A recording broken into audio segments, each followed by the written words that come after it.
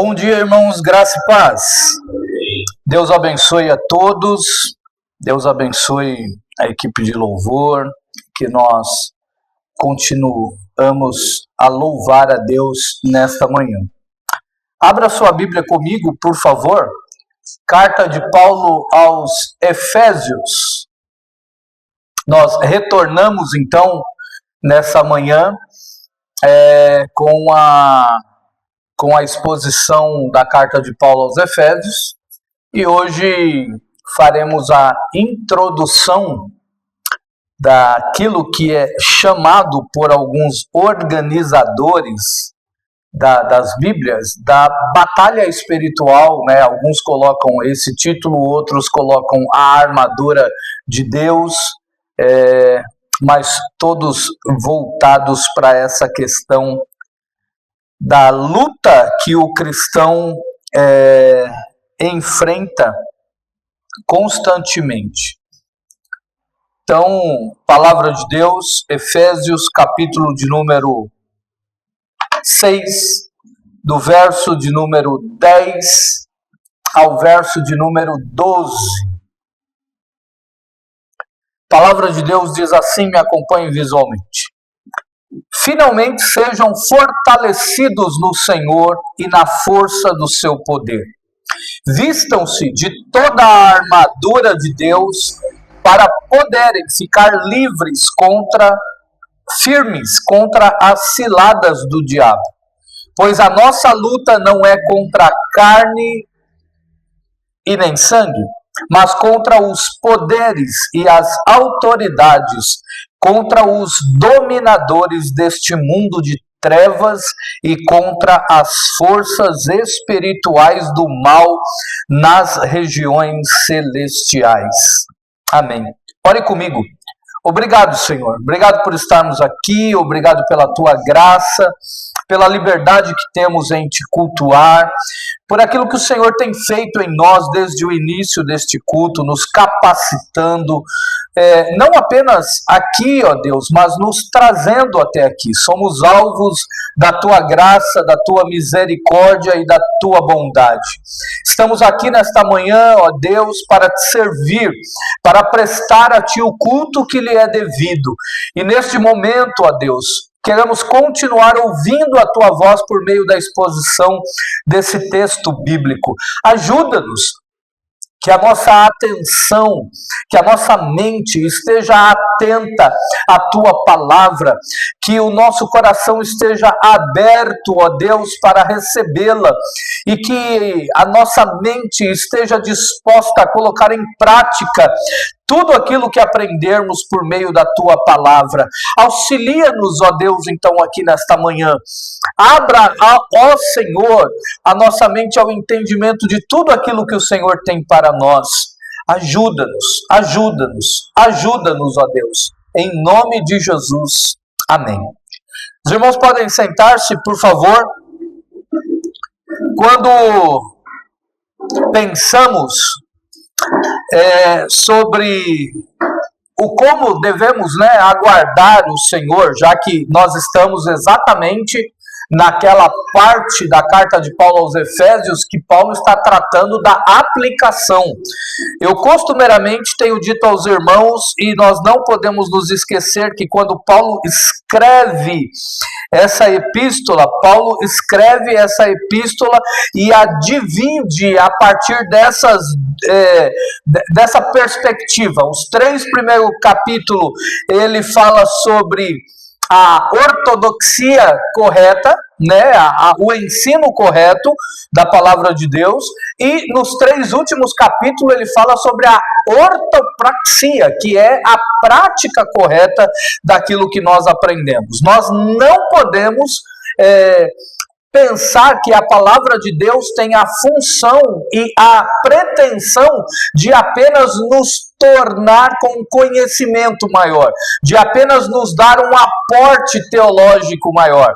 Eu me lembro que um dos meus primeiros professores de teologia dizia que Deus nunca tem a intenção de tornar um cristão como um palito de fósforo, que tem uma cabeça grande, mas um corpo fino, raquítico, sem desenvolvimento. Não, a palavra de Deus sempre tem a intenção de nos dar conhecimento que desce para o coração e faz com que o nosso corpo viva, toda a nossa vida seja regida, ordenada, orientada a partir daquilo que aprendemos pela palavra de Deus. Então, nós nunca podemos nos esquecer disso.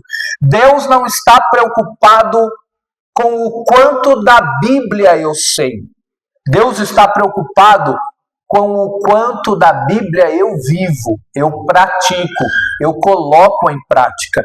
É bem melhor nós aprendermos algo pequeno no sentido de curto, né? Não no sentido de efêmero, mas um conteúdo pequeno das Escrituras que mude a nossa vida, do que necessariamente termos um conhecimento tão grande, olharmos tantas coisas e vivermos tão poucas, ok? Então nós precisamos ficar atentos a isso no nome de Jesus.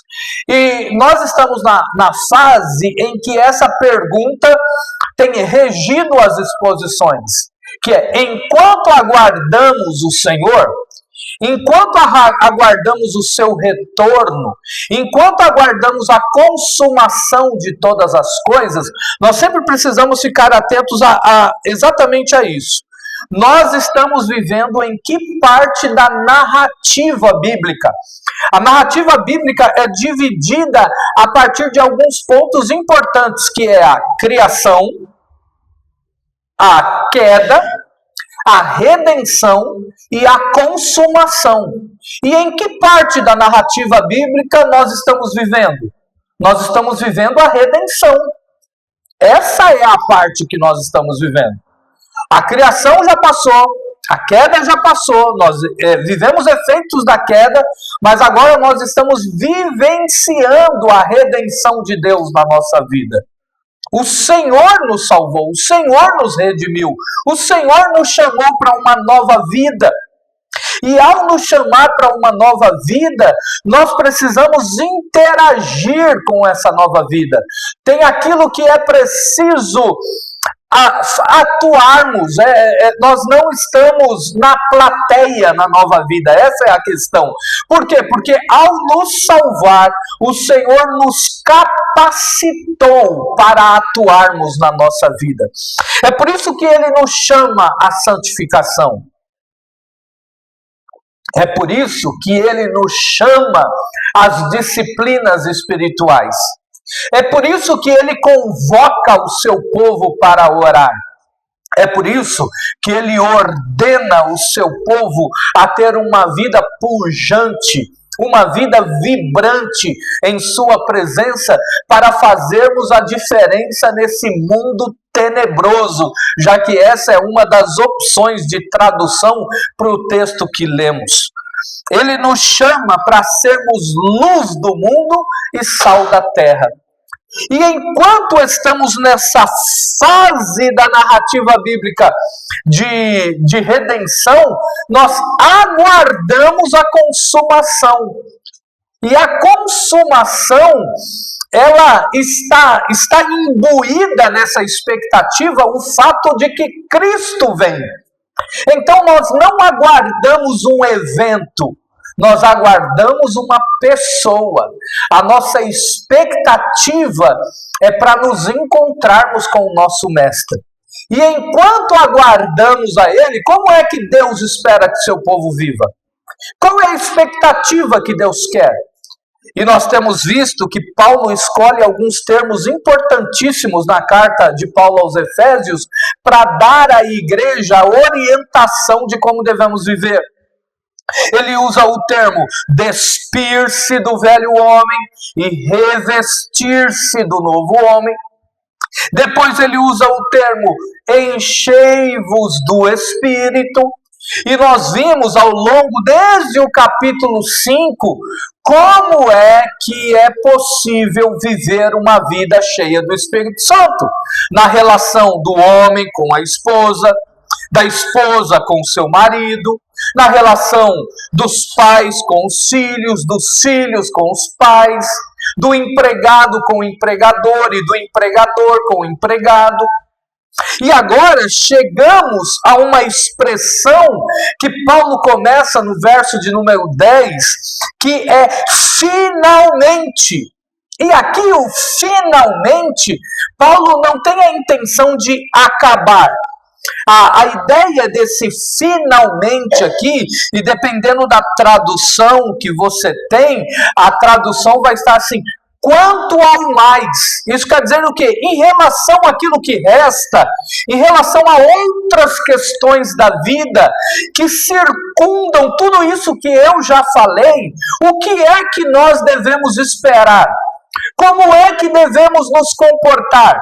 Ou será que nós somos ingênuos como cristãos de achar que o inimigo vai ver você se despindo do velho homem e se revestindo do novo homem?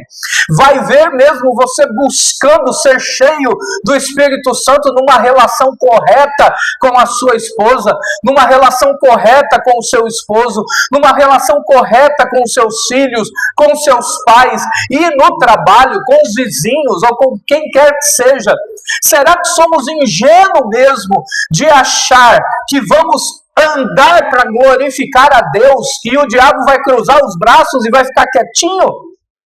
Será mesmo que o inimigo não fará nada contra nós? Será mesmo que o inimigo não semeará o joio no meio do trigo?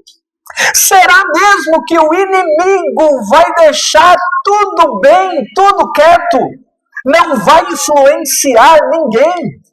Será mesmo que as nossas relações no trabalho e na vizinhança, buscando a Deus, sendo cheios do Espírito Santo, o inimigo vai cruzar os braços e não vai levantar ninguém contra nós? Será mesmo que ele não fará nenhuma proposta? Será mesmo que ele não utilizará de nenhuma artimanha? Será mesmo que ele não colocará nenhuma cilada para nós? Ah, seríamos ingênuos se pensasse que isso não aconteceria. E Paulo, inspirado pelo Deus Espírito Santo, escreve esse texto para deixar bem claro para nós que toda uma vida que agrada a Deus é uma vida regida, vivida, vivenciada em um campo de batalha. Nós não estamos em um mundo de luz, nós estamos em um mundo de trevas. Nós não convivemos 24 horas do dia com filhos da luz. Nós convivemos boa parte do dia com os filhos das trevas. Nós não convivemos 24 horas do dia com instrumentos de Deus. Nós também convivemos com instrumentos do diabo, com pessoas que estão servindo a ele, com pessoas que estão declarando guerra contra Deus. Nós estamos expostos ao tiroteio, por usar a operação recente no Rio de Janeiro. Nós estamos expostos à bala perdida. Nós estamos em uma guerra, mas não é uma guerra civil. Não é uma guerra que travamos contra os nossos cônjuges, que travamos contra os nossos filhos, que travamos contra os nossos vizinhos, contra os colegas da escola ou contra os colegas de trabalho. Não! É uma luta que travamos na região celestial. É uma luta que travamos no mundo espiritual. É uma luta que ganhamos diante de Deus. Mas isso não significa que essa luta no mundo espiritual não reflita aqui na realidade. Porque ela é invisível, mas é real. É por isso que esse finalmente deve ser entendido como uma conclamação para que, diante da disposição de buscar a Deus, diante da disposição em rejeitar o pecado e viver uma vida que glorifique a Deus, nós precisamos estar prontos para a luta. Nós precisamos ter a consciência da batalha. Portanto, fortaleçam-se no Senhor e no seu forte poder. Essa é a expressão com que Paulo começa esse texto. E olhem só, quando Paulo diz isso, nós podemos afirmar que nesse processo de sermos cheios do Espírito Santo, o cristão sabe que precisa buscar o poder necessário em Cristo, pois sem Ele nada podemos fazer. Nós estamos unidos a Cristo. Nós só temos vida porque Deus nos deu vida em Cristo Jesus. Nós só temos vida porque Deus nos ressuscitou em Cristo Jesus. Nós precisamos entender isso, nós precisamos viver essa realidade. Uma questão importantíssima que Paulo traz logo acima disso para nós compreendermos melhor, uma ampliação maior do que é esse fortaleçam-se no Senhor, é o fato de que as armas que lutamos, nós precisamos nos vestir ou nos revestir não daquilo que nós achamos que é necessário para vencer. Nós precisamos entender que nessa luta, o estar pronto para a luta, a armadura que usamos, aquilo que nos protege e aquilo com que atuamos, não vem de nós mesmos, vem do próprio Deus. Logo, a luta não é uma possibilidade. A luta é uma certeza. Não é não é se acontecer uma cilada, mas o quando acontecer. Olha como Paulo põe o texto. Vistam toda a armadura de Deus, para poderem ficar firmes contra as ciladas do diabo. Ele não diz que se as ciladas vierem. Paulo parte do pressuposto de que as lutas é uma certeza. E cada um de nós temos as nossas lutas. E as lutas não diminuem, as lutas se ampliam, olhem só. Então eu tenho aqui uma boa e uma má notícia para as crianças da igreja. Para você que está na adolescência. Vocês hoje enfrentam as lutas próprias da idade de vocês. É a luta de achar que o pai e a mãe não gostam de vocês quando proíbe alguma coisa, quando diz não para alguma coisa. É achar que tudo se resume àquilo que vocês assistem em um anime, de que toda a vida está circulada nisso, ou de que as suas amizades são as melhores amizades que tem, e vocês podem confiar plenamente toda a sua vida e todos os seus segredos para essas pessoas. E vocês lutam, e para vocês, os seus maiores inimigos hoje são os seus pais. Essa é a maior luta de vocês. Meu pai é quem me proíbe, meu pai é quem diz isso, meu pai é quem diz aquilo, por mais que eu ame ele, por mais que ele seja o meu super-herói, por mais que ele seja a pessoa que me sustenta, mas quando ele diz não para mim, quando ele me põe de castigo, ele é ruim, eu não gosto dele. E aí vocês lutam com a questão da obediência, vocês lutam com a questão da preguiça, em não querer arrumar o quarto, não querer contribuir com as tarefas de casa, não querer lavar a louça, não querer varrer a casa. Vocês lutam com a preguiça da higiene pessoal, porque é impressionante como às vezes a gente tem que insistir para uma criança, um adolescente, escovar seus dentes, lavar, cuidar da sua higiene pessoal, e as crianças têm suas lutas com isso. Cada uma em menor escala, cada uma em maior escala. Dependendo da idade, já devem estar lutando com as questões sexuais, com a libido sexuais, a flor da pele e por aí vai. Mas a verdade é que quando vai para a juventude, essas lutas não necessariamente saem. Podem ser trocadas por algumas outras. Mas amplia-se. Amplia ainda mais a questão de lutar contra seus desejos carnais e sexuais fora do casamento, em viver uma vida que agrada a si mesmo, viver uma vida longe de Deus, desgostar daquilo que honra a Deus e amar mais aquilo que o mundo oferece. E aí, então diz, não, todos os meus problemas serão solucionados no casamento. Eu preciso casar. Tudo vai se resolver.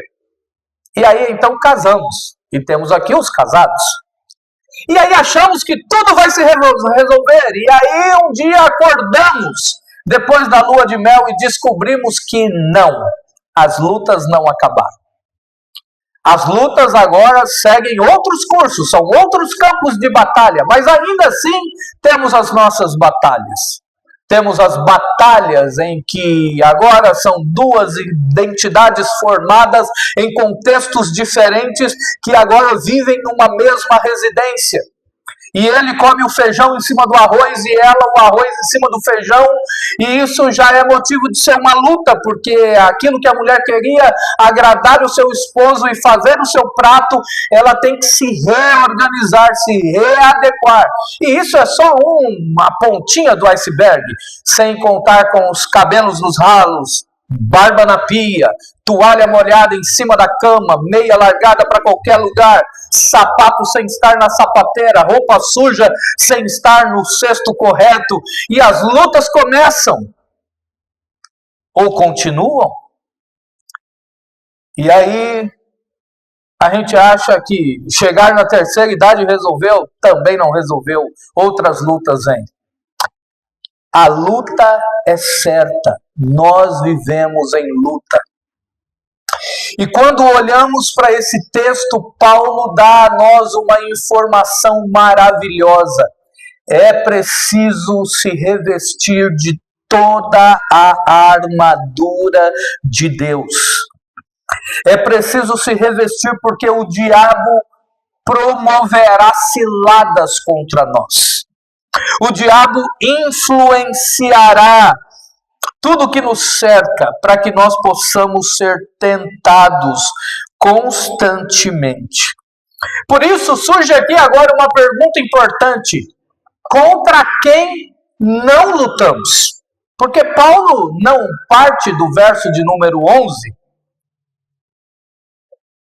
e já tenta mostrar contra quem lutamos, aonde lutamos, qual é o nosso campo de batalha. Não. Ele começa o verso de número 12 justamente nos dando a informação sobre quem não são os nossos inimigos. E Paulo diz, pois a nossa luta não é contra as pessoas. Dependendo da tradução que você tem, a tradução diz a seguinte coisa: porque a nossa luta não é contra o sangue e a carne. A ideia aqui de Paulo, primeiro, não é que nós devemos olhar as pessoas apenas por elas mesmas.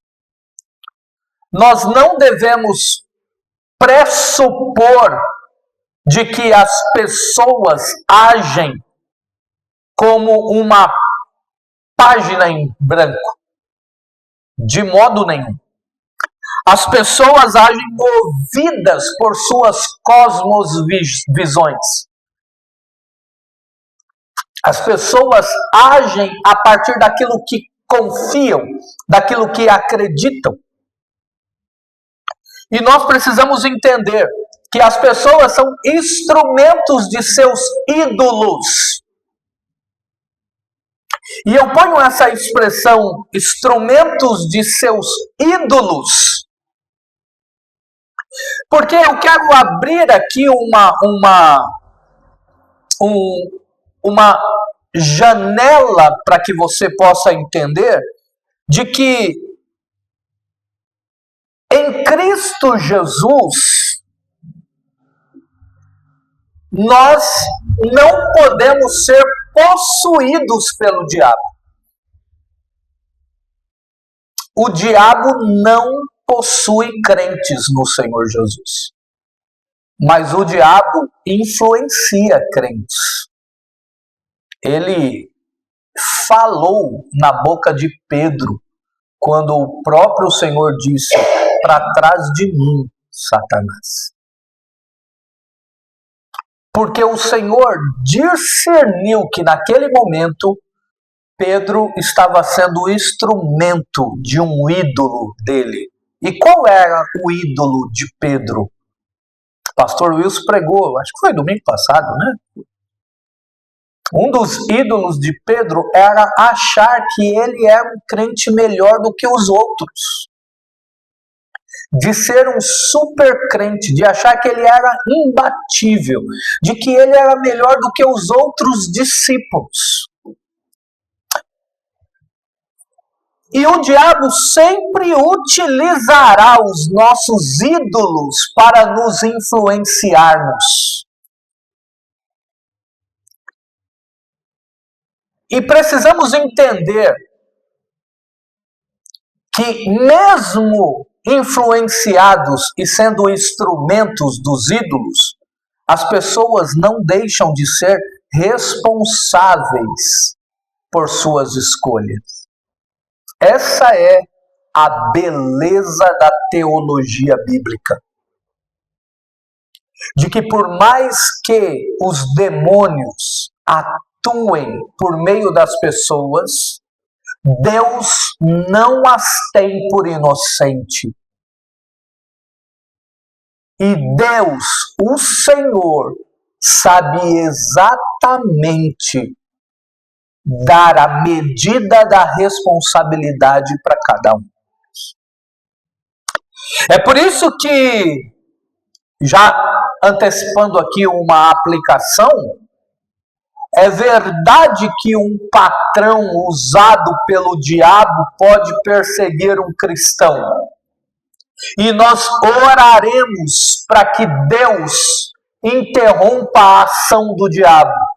Mas é verdade também que um patrão é responsável diante da lei pelo modo como age com os seus funcionários.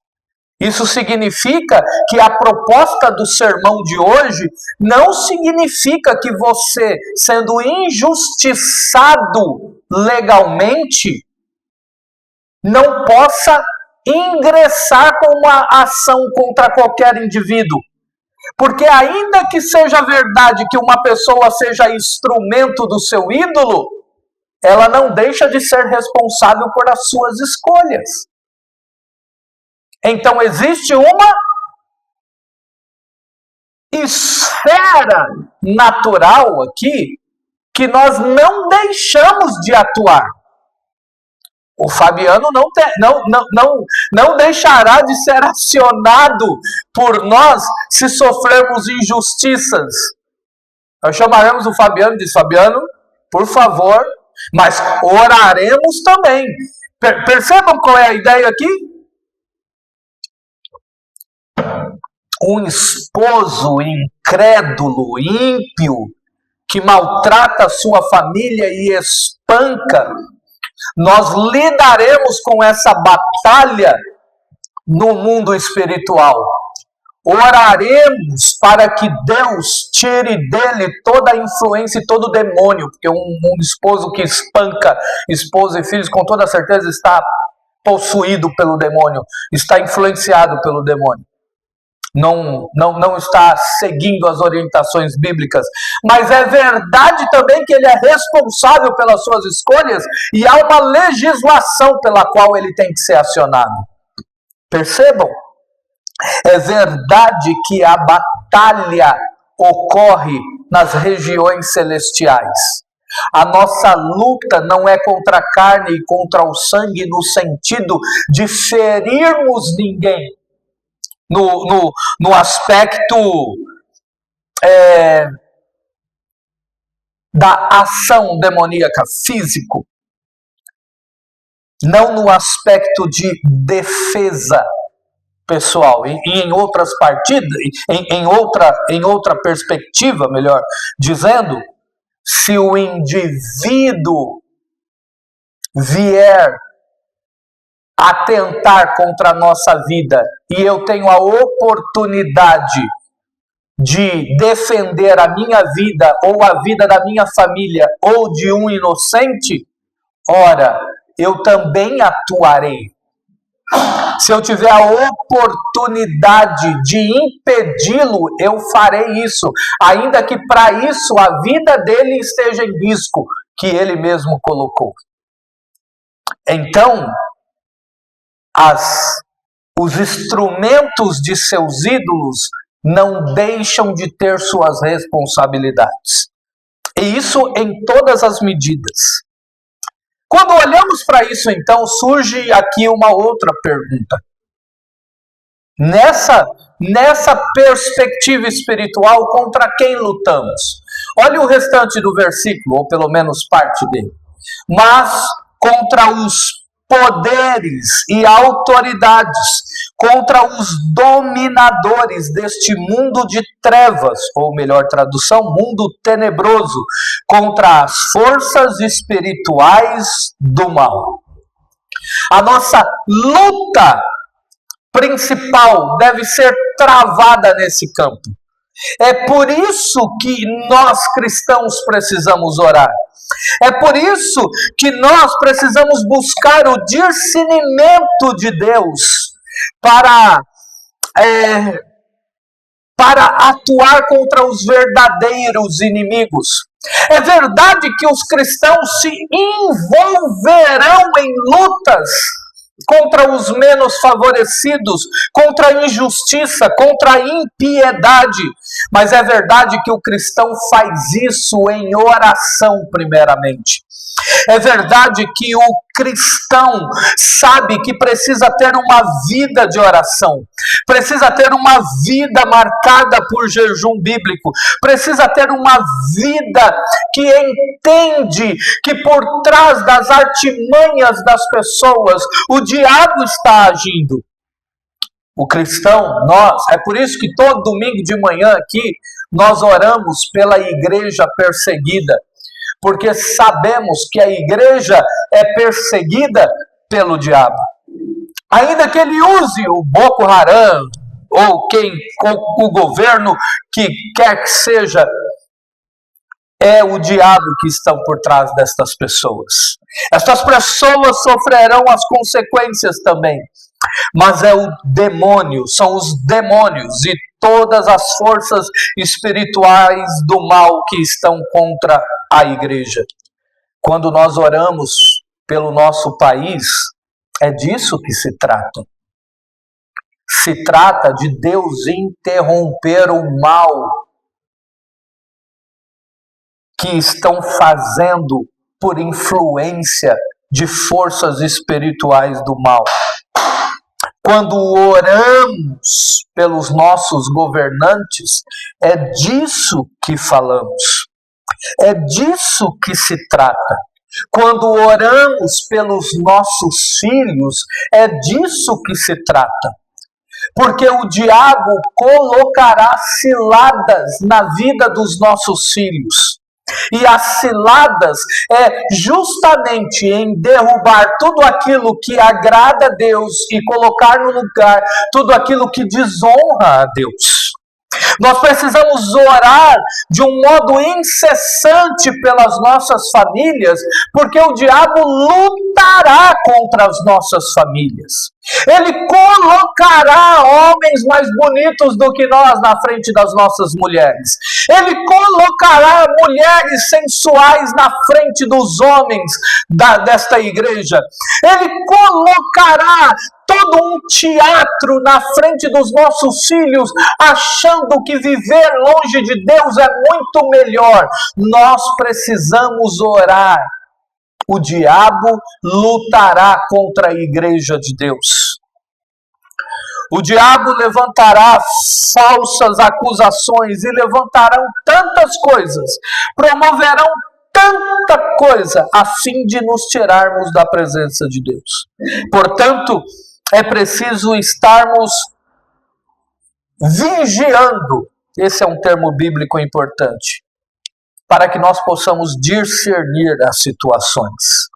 E aqui vem uma última pergunta importante: em que lugar lutamos? Contra o diabo, em que lugar lutamos? Contra a injustiça de um patrão, de uma empresa, lutamos aonde? No tribunal do trabalho. Contra a ofensa de alguém, lutamos no tribunal civil. Mas e contra o diabo, que opera por meio dessas pessoas, onde lutamos? E Paulo utiliza então esse termo, nas regiões celestiais. E olha só que interessante, Paulo não utiliza esse termo em nenhuma outra epístola dele. Paulo não utiliza, e nenhum outro escritor do Novo Testamento utiliza essa expressão em nenhum outro texto do Novo Testamento. Essa expressão só é utilizada na carta de Paulo aos Efésios. E ele não utiliza ela apenas aqui no final. Paulo está preparando os seus leitores para o que vem lá na frente, mas ele utiliza essa expressão desde o capítulo 1. No verso de número 3, olha o que Paulo diz lá no capítulo 1 da carta aos Efésios. Paulo diz: bendito seja o Deus e Pai de nosso Senhor Jesus Cristo, que nos abençoou com todas as bênçãos espirituais, aonde? Nas regiões celestiais. Aí você diz: pastor, como pode o campo de batalha ser um lugar de bênção? É Deus quem faz isso. E tudo isso é para construir um argumento que Paulo está lhe dando, ou que Paulo está ensinando. A outra vez que Paulo utiliza é no verso 20, no mesmo capítulo 1, e olha o que ele diz no verso 20: esse poder ele exerceu em Cristo, ressuscitando-o dos mortos e fazendo-o assentar-se à direita de Deus, aonde? Nas regiões celestiais. Percebam o conceito ampliando. Primeiro, as regiões celestiais, o campo de batalha em que atuamos, não é um campo de batalha para colher derrotas, mas é um campo de batalha onde recebemos bênção. Então, nós partimos do pressuposto de que toda batalha nas regiões celestiais, com a armadura de Deus, e aí a gente vai ver depois tudo isso na próxima exposição, mas a gente parte do pressuposto de que a vitória é certa. E por que a vitória é certa? Por que é um local de bênção? Porque quem está sentado no trono, na região celestial, é quem? É o Deus Trino. É o Pai, é o Filho, é o Espírito Santo. Não há nenhuma chance dos nossos inimigos vencerem as batalhas no mundo espiritual. Sabe por quê? Porque quem reina lá e aqui, ou em qualquer centímetro desse universo, é o Deus poderoso que nós servimos. Mas Paulo utiliza essa expressão mais 2 vezes, já que são 5, né? No capítulo 2, olha o que ele diz. Deus nos ressuscitou com Cristo e com Ele nos fez assentar nos lugares celestiais em Cristo Jesus. Sabe por que então o local onde lutamos é um local de bênção, de vitória e de autoridade de Deus? E porque nós podemos vencer? Porque lá estamos em Cristo Jesus. Nós não estamos a partir dos nossos méritos. Nós não lutamos a partir daquilo que podemos, daquilo que conseguimos, daquilo que sabemos. Lutamos a partir daquilo que Ele é, de quem Ele é, do que Ele fez na cruz, do poder dEle, porque Ele é o Senhor de todas as coisas. E olhe só o que Paulo diz no capítulo 3, verso 10. Olha a beleza. E aqui a gente precisa toda vez que entender ou citar regiões celestiais, entender essa plenitude da região celestial. Olha o que ele diz. A intenção dessa graça, de me colocar, de te colocar na região, nesse campo de batalha. Então note, estar nessa batalha não é pesado para nós. Estar nessa batalha é uma graça de Deus. A intenção dessa graça era para que agora, mediante a igreja, a multiforme sabedoria de Deus se tornasse conhecida dos poderes e autoridades nas regiões celestiais. O que Deus está fazendo é, por meio da igreja, mostrando para todo o mundo espiritual o quanto Ele é sábio em nos colocar nesse local, por meio da sua graça, para travarmos essas batalhas. Por fim, voltando ao texto de Efésios 6:12, o campo de batalha é invisível, um lugar onde Deus reina e garante a nossa vitória. Então,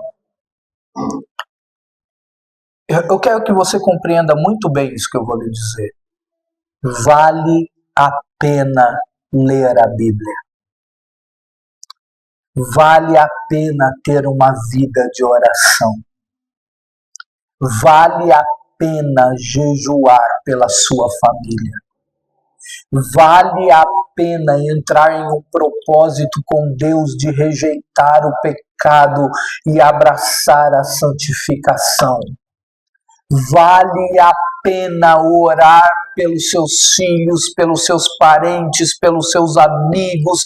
Vale a pena orar para que Deus atue no seu trabalho, para que Deus atue no nosso país, na nossa cidade. Vale a pena. Sabe por quê?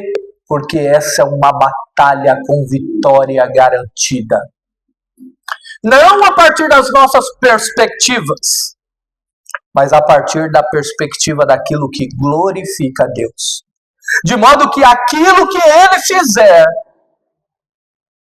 eu e você possamos olhar e dizer, glória a Deus, Ele sabe o que faz. Então, não viva uma vida de ilusão. O Evangelho não é o Evangelho da Dora aventureira. O Evangelho dos ursinhos carinhosos. A vida cristã não é uma vida cristã do mundo cor-de-rosa. Não. A vida cristã tem que ser vivida a realidade da batalha. E viver essa realidade nos ajuda a encarar as dificuldades de frente e não ficarmos prostrados e surpresos quando alguma coisa acontecer. Pare de viver a ilusão de que os ímpios vão sempre bater nas suas costas e vai dizer, você é bom, vão sempre aplaudir para você. Não se iluda com isso. Ímpio, é instrumento do seu ídolo. Se cristãos podem ser usados pelos seus ídolos, quanto mais ímpios. Não estranhe quando um ímpio te ofender. Não estranhe quando um ímpio falar mal de você. Não estranhe quando um ímpio te trair.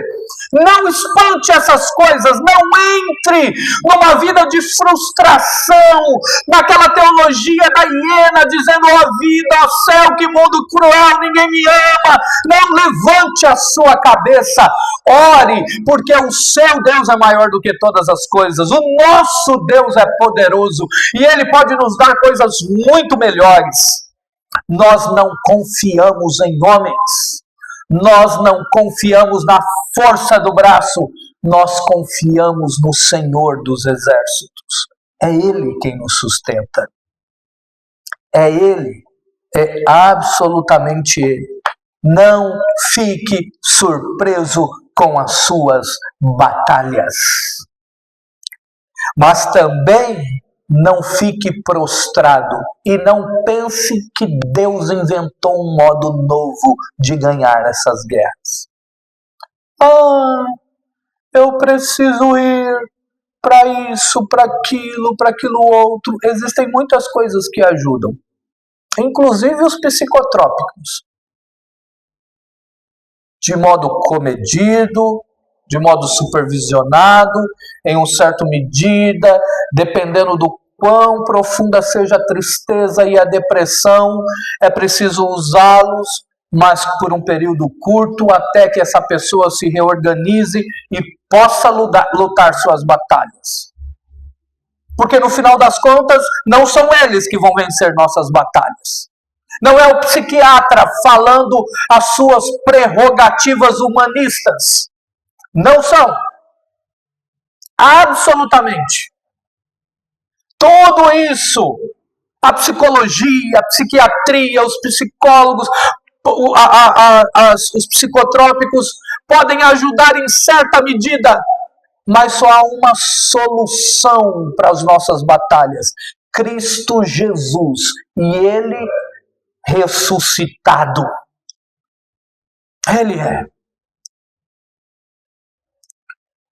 Eu devo imaginar a angústia que é para o André, às vezes, olhar para um paciente e dizer, se esse indivíduo conhecesse o Senhor. Se ele soubesse quem é Jesus. O ano que vem eu ingressarei na faculdade de psicologia. Aí, André. Farei psicologia. Porque eu quero fazer uma pós-graduação em neuropsicopedagogia. E a ideia é entrar no campo de batalha e pegar a espada do gigante para poder cortar a sua própria cabeça. Essa é a ideia. Hoje, um neuropsicopedagogo, os convênios não cobrem. Eu atendi uma mãe a semana passada que o seu filho precisa de um neuropsicopedagogo. Ela paga cerca de R$1.000 por um laudo para que o neuropsicopedagogo faça um relatório educacional para a escola de como a escola deve se comportar em relação ao seu filho, a deficiência do seu filho. E porque os convênios não cobram, eles cobram esse absurdo. E a minha ideia é ter a capacidade de poder ajudar as pessoas com um preço muito mais acessível. Mas no final das contas, Jesus é quem pode mudar a vida das pessoas. Ele é o Senhor. Saber quem são realmente os nossos inimigos nos dará um comportamento correto diante dos outros. Nós nos relacionaremos de modo correto. Eu almoçarei com os meus amigos do trabalho, eu tomarei café com eles, eu lidarei nas minhas dinâmicas com eles, mas saberei que ímpio é ímpio. Não posso me iludir. E por fim, não se trava essas batalhas sem orar. Essas batalhas podem ser invisíveis, mas não significa que não são reais.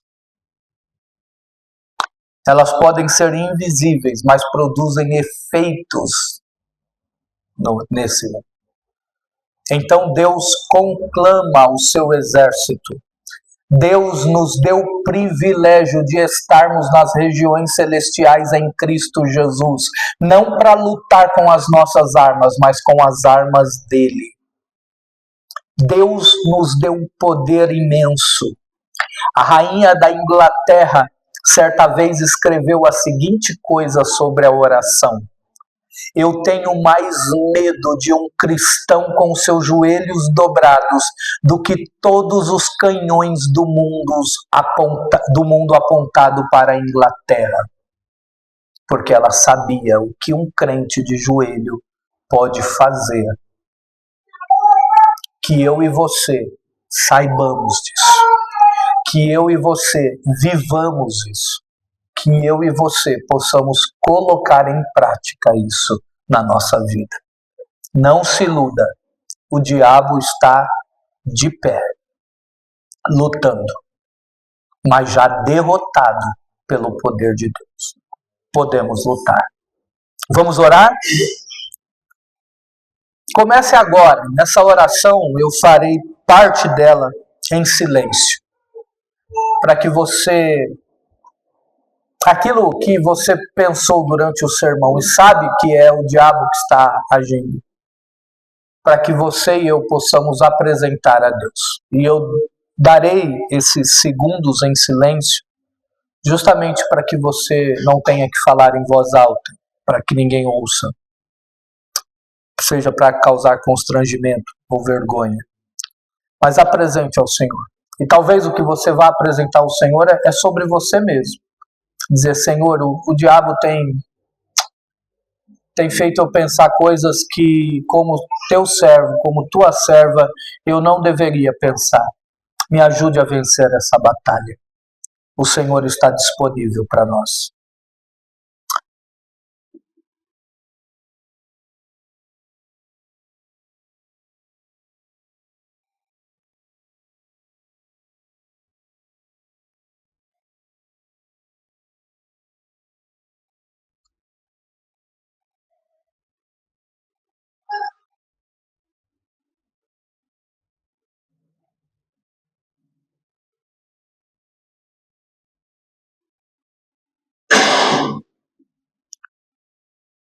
Santo, santo, santo é o teu nome, Senhor. Toda glória, todo louvor sejam dados a ti. Abra os nossos olhos para enxergarmos, Deus, as realidades daquilo que vivemos. Nos dê discernimento. Ah, Deus, ajuda-nos, em nome de Jesus, em nome de Jesus. Querido Senhor, nos revista da tua armadura, de toda a tua armadura. Nos capacite, Senhor, para todas as batalhas. Tenha misericórdia de nós, ó Deus, porque enquanto estamos prostrados, dormindo, vacilantes, o inimigo tem semeado o joio na nossa plantação. Enquanto Deus estamos de braços cruzados, Ele está trabalhando. Levante o seu exército, Senhor. Levante esta igreja, Ibarpe, aqui em Guarulhos. Levanta cada um dos crentes, cada uma das famílias, cada homem, chefe de família, para lutar contra as hostes espirituais, contra tudo aquilo que se opõe contra o Senhor. Ajuda-nos, ó Deus, ajuda-nos a sermos soldados fiéis do seu exército. Queremos agradá-lo. Te agradecemos, Senhor, pela tua palavra. Te agradecemos, Senhor, por este culto. Te agradecemos por tudo que o Senhor tem feito em nós e por meio de nós. Receba a nossa gratidão, ó Deus, por tudo que o Senhor tem feito. Nós não somos merecedores, mas estamos aqui, Senhor, porque o Senhor quis nos salvar. Leve-nos em paz aos nossos lares, livra-nos de todo mal. Guarda-nos, ó Deus, daqueles que dirigem de modo imprudente. Livra-nos, Senhor, porque o Senhor é bondoso, o Senhor governa todas as coisas. Continue abençoando o seu povo, aqueles que não puderam vir, porque estão trabalhando, porque estão enfermos, cuida deles. E aqueles que estão prostrados, ó Deus, diante da batalha, levanta-os, desperta-os, em nome de Jesus. Receba a nossa gratidão pelos alimentos que faremos uso. Ó Pai. Amém. Amém. E é meu desejo, irmãos, que o grande amor de Deus, nosso Pai, a graça do nosso Senhor e Salvador Jesus Cristo, a comunhão e a consolação do Espírito Santo estejam sobre nós, hoje e para todo sempre. Amém. Deus abençoe os irmãos.